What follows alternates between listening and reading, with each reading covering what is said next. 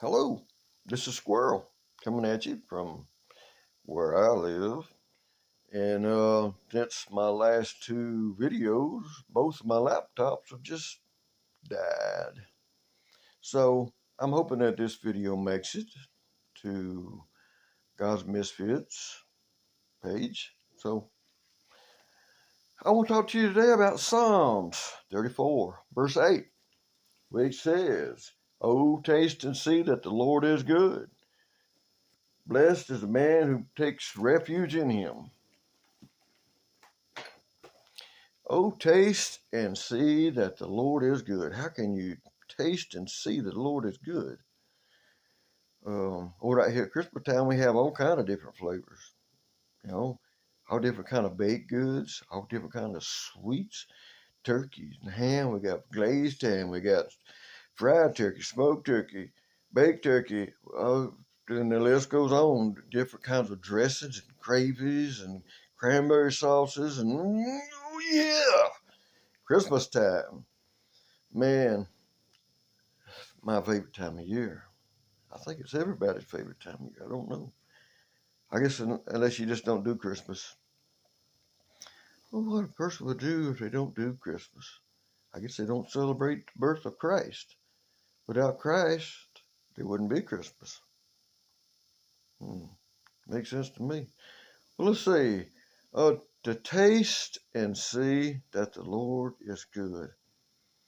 Well, how would you tell somebody what an apple tasted like, or chocolate, or sweets? How would you tell what sweet tastes like to someone who's never tasted it? It's hard to explain, isn't it? You'd have to be like, you just have to try it. But people say, yeah, but I want to know what it tastes like before I try it. How can I tell you what it tastes like before you try it? You just got to try it. It's a great flavor. It's a wonderful flavor. Um, but you know, taste and see that the Lord is good. Well, let's see. People say stuff like, well, like a basket full of puppies. Oh, aren't they sweet? Well, I didn't taste anything. Or someone does a good deed for someone. They say, oh, isn't she sweet? Or, oh, isn't he sweet? Okay, sweet.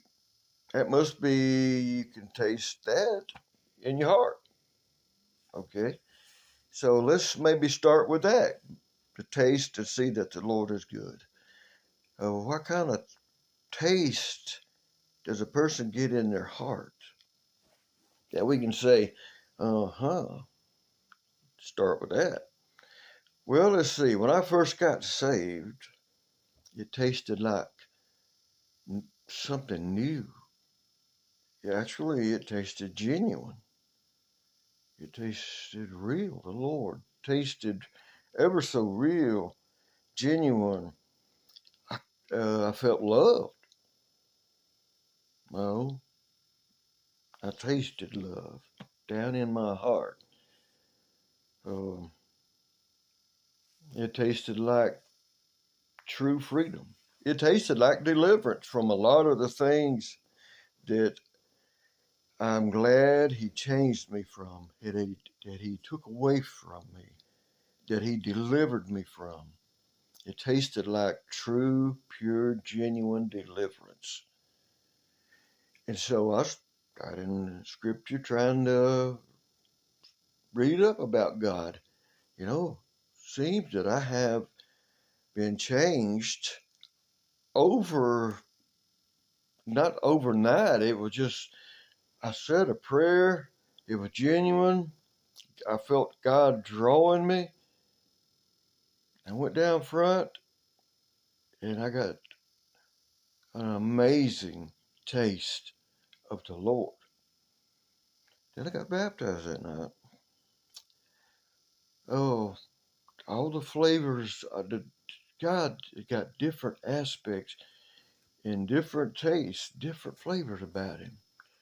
I guess if I could say on through my Christian life that I've tasted strength before, especially in my times of my weakness, in times I didn't know what to do, in times of pain, in times of just living life. You know, the Christian life is different in the way we have the Lord, and God takes care and gives us wisdom and direction. You know, He tastes like direction. He tastes like wisdom. Oh, taste and see that the Lord is good. Matter of fact, if you don't want to taste of, if you sit back in, let's say, an ice cream shop and watch people eating the different flavors of ice cream, and you can tell whether they like it or not, can't you? You know, people that like what they're eating, it shows on their face. But a person who doesn't like what they're eating, you get a kind of a snarl look on their face. You know, so you look on my face, okay? When I've tasted the Lord, and down through the years, the times that I've needed His wisdom, His strength, His guidance, His direction, um, His empowerment. When He called me to preach, it's not something that I would have chosen to do, but He chose me. And the taste that I got when He chose me and was speaking to me about it. I know some folks think God speaks to people. Yeah, right. Yes, He sure does. He speaks to people. I know some people who lost that God spoke to and saved them. I know some saved folks that He speaks to and uh, gives them direction, saved them from running out in front of a 18-wheeler, different things like that. So He says in His word, my sheep hear my voice and I know them. But the thing about it, what you hear is not going to contradict His word, His written word. God does not contradict His written word. His written word is true. So I guess I can say that Jesus tastes genuine. He's real. That's the flavor I get 24/7 that stands out above it all. He's real. He's genuine. Oh man, I taste love a lot. Healing. He, I have tasted healing in the past 3 years now. So yeah. Oh, taste and see that the Lord is good. Let's see. Blessed is the man who takes refuge in Him. What is taking refuge? Well, taking refuge is like when hurricanes come and they set up these shelters. You know, people take refuge in those shelters, hoping to stay safe from the hurricane and the flooding, whatever else goes along with it. Well, God's saying, take refuge. Blessed are those who take refuge in Him.